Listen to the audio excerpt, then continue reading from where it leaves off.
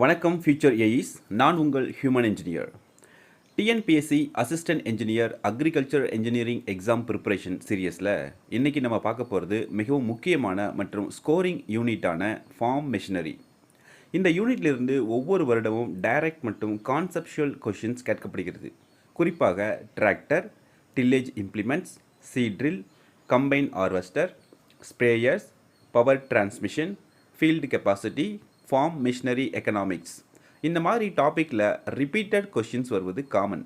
இந்த யூனிட் நல்லா ப்ரிப்பேர் பண்ணிட்டீங்கன்னா ஈஸி மார்க்ஸ் வாங்கலாம், நியூமரிக்கல் கொஷின்ஸ் ஸ்கோர் பண்ணலாம், கான்செப்சுவல் எம்சிக்யூஸ் கிளியர் பண்ணலாம், இன்டர்வியூ நாலேஜ் இம்ப்ரூவ் ஆகும், ப்ராக்டிக்கல் ஃபீல்டு அண்டர்ஸ்டாண்டிங் கூட கிடைக்கும்.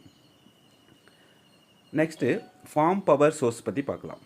ஃபார்ம் பவர் என்பது அக்ரிகல்ச்சுரல் ஆப்ரேஷன் செய்ய பயன்படுத்தப்படும் எனர்ஜி சோர்ஸ் ஆகும். சிம்பிளாக சொன்னால் விவசாய வேலை செய்ய தேவையான சக்தி தான் farm power. Types of farm power பார்ப்போம். இது நம்ம முன்ன கிளாஸில் கூட பார்த்துருக்கோம். Human power, animal power, mechanical power, electrical power, renewable energy.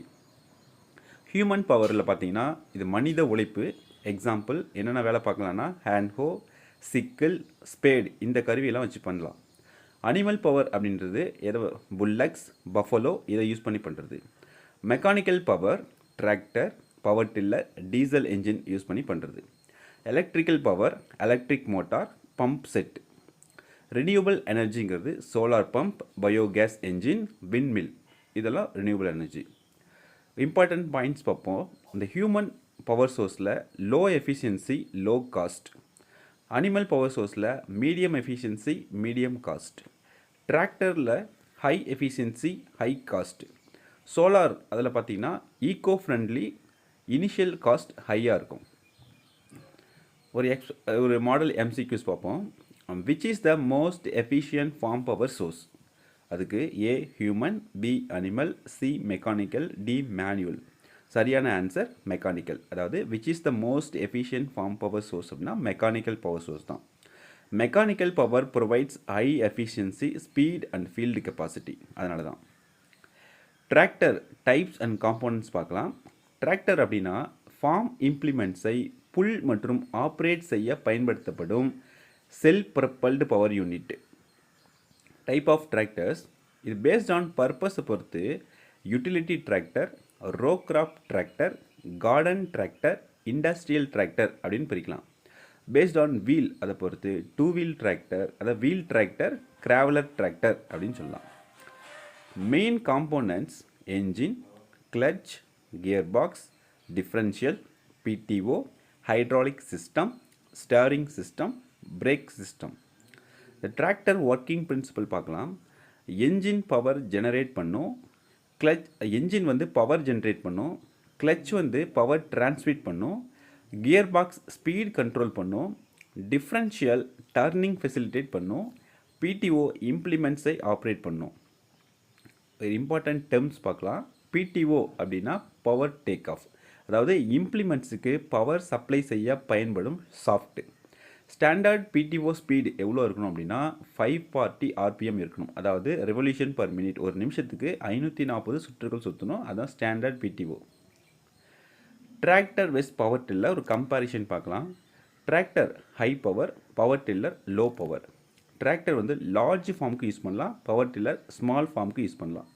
Tractor ரொம்ப எக்ஸ்பென்சிவாக இருக்கும், பவர் டில்லர் எக்கனாமிக்கலாக இருக்கும். டிராக்டர் மல்டி பர்பஸ்க்கு யூஸ் பண்ணலாம், பவர் டில்லர் லிமிட்டட் பர்பஸ்க்கு யூஸ் பண்ணலாம். ஒரு மாடல் எம்சிக்யூஸ் பார்க்கலாம். ஸ்டாண்டர்ட் பிடிஓ ஸ்பீடு அது 240 ஆர்பிஎம், 540 ஆர்பிஎம், 100 ஆர்பிஎம், 900 ஆர்பிஎம்.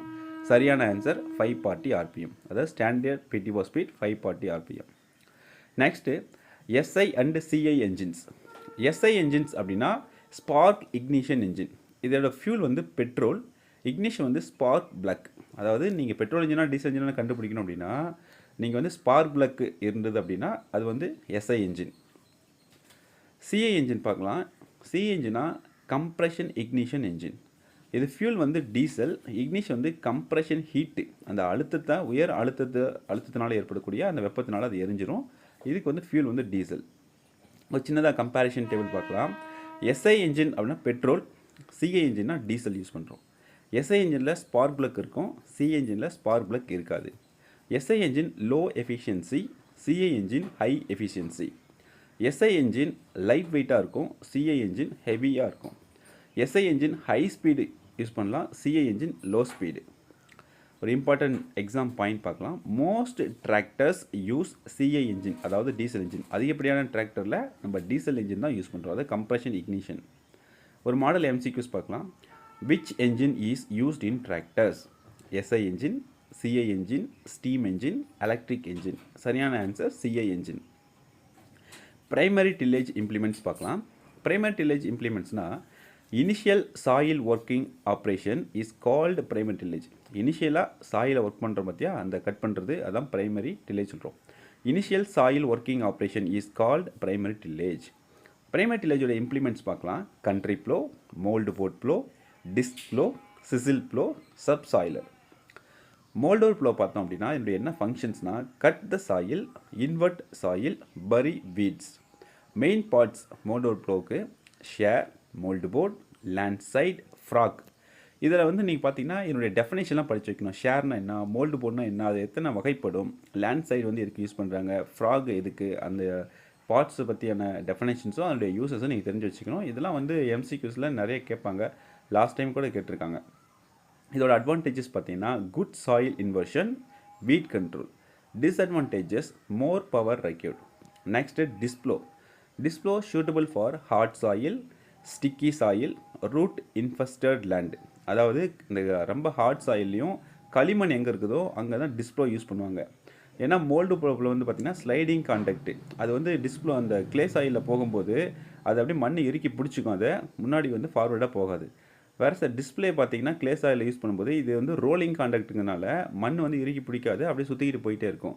அந்த கிளே சாயில் வந்து ஒட்டினா கூட அந்த டிஸ்கில் பார்த்தீங்கன்னா ஸ்க்ராப்பர் அப்படின்னு சொல்லிட்டு ஒன்று இருக்கும், அது அந்த அந்த இதை வந்து மண்ணை வந்து வலிச்சு அப்படி கீழே போட்டுரும். ஸோ ஈஸியாக ரோலிங் கான்டாக்ட்னால டிஸ்ப்ளோலையும் ஹார்ட் சாயிலையும் கிளே சாயிலையும் ஹார்ட் சாயிலும் டிஸ்ப்ளோ வந்து ஈஸியாக யூஸ் பண்ணிக்கலாம். ஒரு சின்ன comparison. Mould board plough better inversion, disc plough less inversion. Mould plough light soil use பண்ணிக்கலாம், டிஸ்ப்ளோ ஹார்ட் சாயில் யூஸ் பண்ணிக்கலாம். எம்பி ப்ளோ பார்த்திங்கன்னா மோர் கிளாகிங் இருக்கும், டிஸ்ப்ளோவில் லெஸ் கிளாகிங் இருக்கும். ஒரு மாடல் எம்சிக்யூஸ் பார்க்கலாம். Which plow is suitable for hard soil? A. MB plow, B. disc plow, C. country plow, D வந்து blade harrow. சரியான answer disc plow. அதாவது which plow is suitable for hard soil அப்படின்னா அது disc plow தான் சரியான answer. Next secondary tillage implements பார்க்கலாம். இதனுடைய secondary tillage இம்ப்ளிமெண்ட்ஸ்லாம் என்ன அப்படின்னா harrow, cultivator, rotavator, leveller. Rotavator அப்படின்னா ரொட்டேட்டிங் பிளேட்ஸ் மூலம் சாயில் பல்வரைசேஷன் செய்யும் இம்ப்ளிமெண்ட் தான். இதனுடைய advantages time saving, fuel saving, fine tilth. Disadvantages எக்ஸ்பென்சிவாக இருக்கும், ஓவர் பல்வரைசேஷன் கூட பாசிபிளாக இருக்கும் சில டைம். எக்ஸாம் பாயிண்டில் பார்த்தோம்னா rotavator performs cutting, pulverising, mixing in single ஆப்ரேஷன்லேயே நடக்கும். Next seed drill and planter.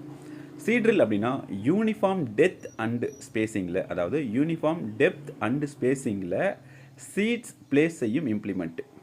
ஒரு சீரான ஆழத்துலேயும் அந்த இடைவெளியிலையும் அந்த சீடை பிளேஸ் பண்ணுற இம்ப்ளிமெண்ட் தான் சீட்ரில். இதனுடைய components seed box, metering mechanism, furrow opener, seed tube, covering device. இதில் மீட்டரிங் மெக்கானிசம் என்னென்னு பார்த்துக்கணும். அதில் என்னென்ன அந்த டைப் ஃபீட், அந்த cup feed type, self feed type, auger feed டைப்புன்னு சொல்லிட்டு அந்த இது இருக்கும், ஃபீடிங் டைப் இருக்கும். அந்த இதெல்லாம் நீங்கள் வந்து படிச்சுக்கணும். Advantages uniform seed placement, seed saving, better germination.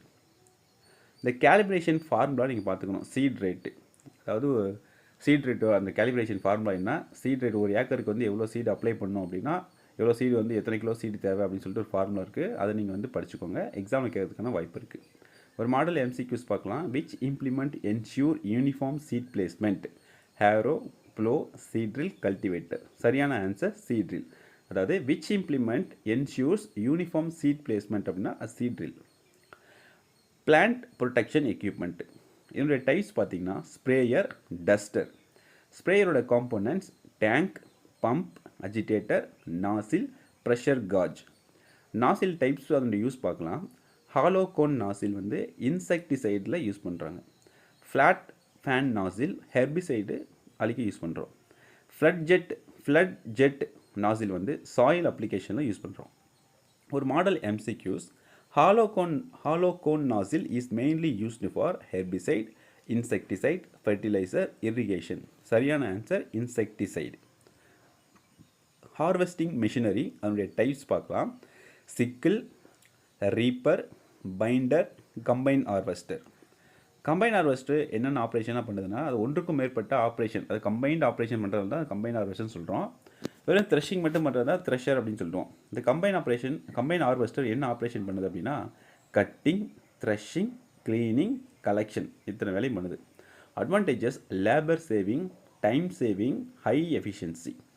ஒரு மாடல் எம்சிக்யூஸ் பார்க்கலாம். Combine harvester for farms only cutting, only threshing, multiple operations, spraying. சரியான answer multiple operations.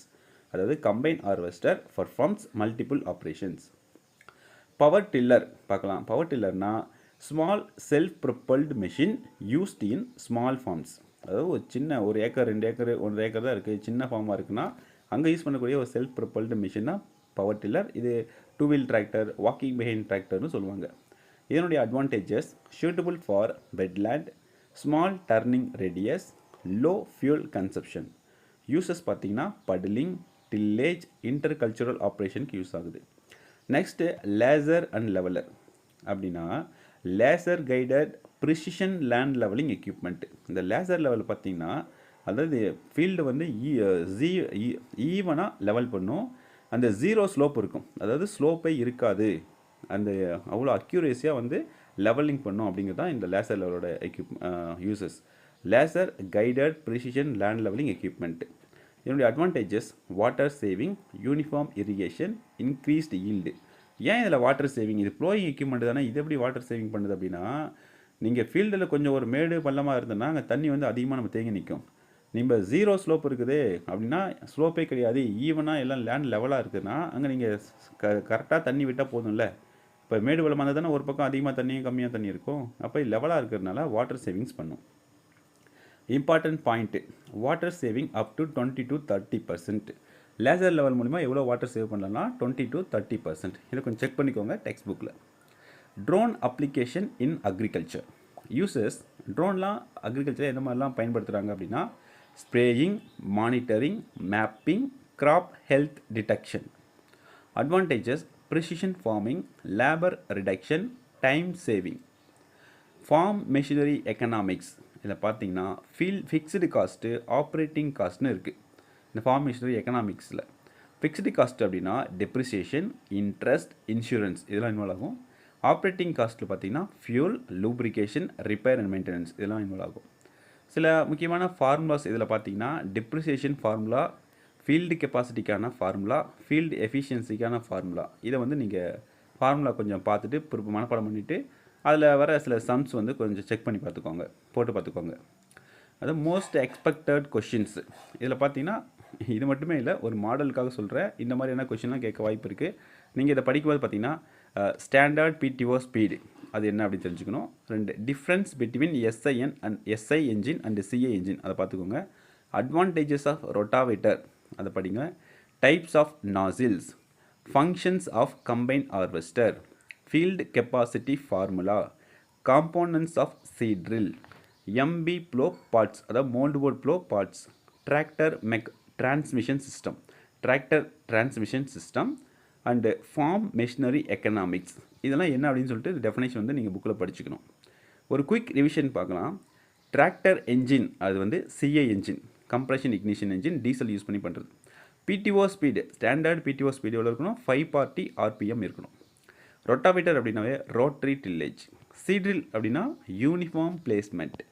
Combine harvester அப்படின்னா மல்டிபிள் ஆப்ரேஷன்ஸ். டிஸ்ப்ளோ ஹார்ட் சாயிலை யூஸ் பண்ணுறாங்க. Hollow cone nozzle insecticide அழிக்க use பண்ணுறாங்க. Laser leveller water saving பண்ணும், 0 slope இதில் வந்து இருக்கும், அதாவது ஸ்லோப்பே இருக்காது. இந்த எக்ஸாமுக்கு எப்படி படிக்கலாம் அப்படின்னு ஒரு ஸ்ட்ராட்டஜி பார்க்கலாம். ஃபஸ்ட்டு கான்செப்டை அண்டர்ஸ்டாண்ட் பண்ணணும். 2வது இதில் இருக்கிற அந்த மிஷினரியோட டயக்ராமை கொஞ்சம் ப்ராக்டிஸ் பண்ணிக்கோங்க. என்னென்ன பார்ட்ஸ் இருக்குது, எதுக்கு யூஸ் ஆகுது அப்படிங்கிறது கொஞ்சம் ஞாபகம் இருக்கும். தேர்டு கம்பேரிஷன் டேபிளை மெமரைஸ் பண்ணுங்கள். சீட்ரில்னா பிளான்டர்னா என்ன, SI engine, CA engine, 4 stroke 2 stroke, thresher, harvester, இந்த மாதிரி இந்த கம்பேரிஷன் டேபிளை மெமரைஸ் பண்ணணும். ஃபோர்த்து வந்து பார்த்தீங்கன்னா டெய்லி எம்சிக்யூ சால்வ் பண்ணி பார்க்கணும். ஃபிஃப்த்து நியூமரிக்கல் ஃபார்முலாஸ் ரிவைஸ் பண்ணணும். இதில் இருக்கிற அந்த ஃபார்முலாஸ்லாம் நீங்கள் மனப்பாடம் பண்ணிவிட்டு அதில் இருக்கிற சில சம்ஸ் வந்து போட்டு பார்க்கணும். ஹை வெயிட்டேஜ் டாபிக்ஸ் பார்க்கலாம் இந்த யூனிட்டில். Tractor systems, tillage implements, seed drill, sprayers, harvesters, farm machinery economics, power tillers, precision farming, இந்த டாபிக்ஸ்லாம் நல்லா படிச்சுக்கோங்க. நண்பர்களே, ஃபார்ம் மிஷினரி யூனிட் இனிஷியலாக பெருசாக தெரியலாம், ஆனால் கான்செப்டெல்லாம் ஈஸி தான்.